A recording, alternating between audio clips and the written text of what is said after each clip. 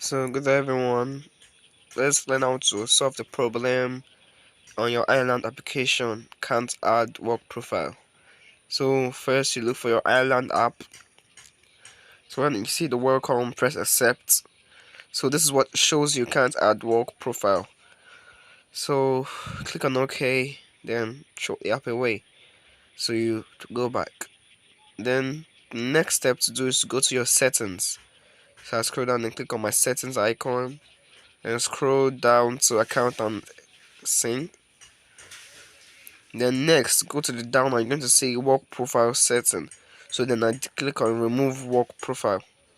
That's what is blocking your island app from creating. So delete. So I click on delete.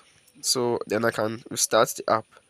So when I restart my island application and click on accept and continue, you can see it's going now. Then it's going to take a while, up to 10 to 20 seconds to create your work profile. Pause work app when you're done for the day. And soon we're getting our work done. So click on next.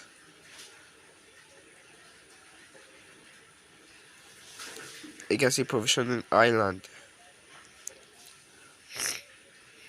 So accept and continue.